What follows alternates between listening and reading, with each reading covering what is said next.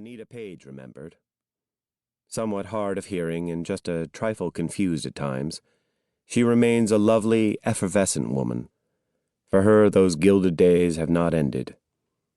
She is still a movie queen, a silent film goddess, with Gish and Swanson, Pickford and Garbo. Bow and Davies all gone, Anita Page has become, by default, the greatest silent star alive. Once her admirer was gone, she returned her attention to me. Her lipstick was painted over and above the top of her lip, creating that bee-stung look she was famous for a lifetime ago. "You wanted to know about Billy Haynes?" she said. She patted my hand.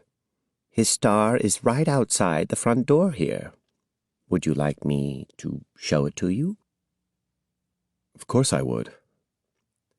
First, she insisted we must take a peek inside the ballroom, where 67 years ago the very first Academy Award ceremony had taken place.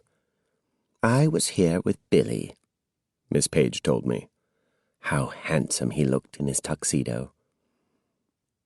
The room is small. There are few adornments, no stage, nothing opulent like the Dorothy Chandler Pavilion, the site of today's awards. Yet here walk the ghosts of Mary Pickford and Charlie Chaplin, Janet Gaynor and Emile Jannings, Louis B. Mayer and William Haynes. But ghosts could not tell me what I needed to know. I had to believe there were those still among us who remembered the handsome, all-American wisecracker I was searching for, a man whose life, I was convinced, still had something to offer us today. "He was the biggest of the big," a rotund old man had told me at a Hollywood movie stills store. I just bought their entire paltry collection of William Haynes stills. I'm probably the only one left alive who remembers him when he was big. Not quite, but close. William Haynes was the #1 box office star in the country for just 1 year, 1930. But he was in the top 10 for another 5, from 1926 to 1931. A calamitous time for Hollywood. The talkie revolution. The establishment of the production code. Somewhere in the midst of all the upheaval, the public forgot about Billy Haynes. One recently published account of the transition from silent to talking pictures calls Billy a second-echelon star, usually paired with bigger names. In truth, Billy only co-starred once during his peak years with Marion Davies in Show People, and that was to give the beleaguered Davies a box office boost. In the late 1920s, very few were bigger than William Haynes. I was certain there was a story to this man's life, a story worth telling more than 60 years after his heyday and 20 years after his death. There were all sorts of legends. How he'd been fired by MGM for refusing to give up his boyfriend.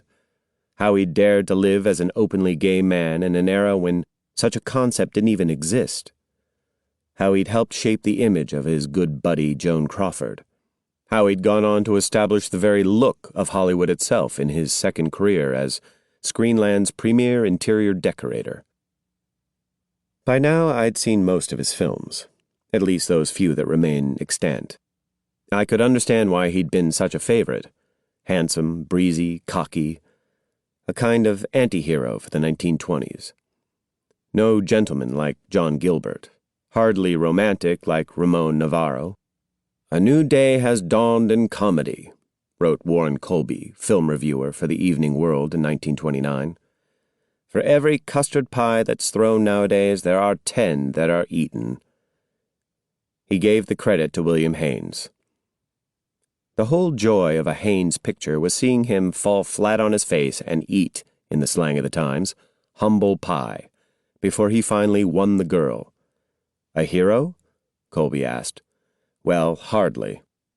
Your pet heroes don't go out and get drunk while they're in training for football, nor do they turn yellow at crucial moments and say the devil with dear old alma mater. If Billy had a prop, it was the smart aside, the wisecrack. First seen in subtitles, then tossed out of the corner of his mouth with just the hint of his good old boy Virginia accent. He wore his cracks as cockily as Chaplin wore his derby.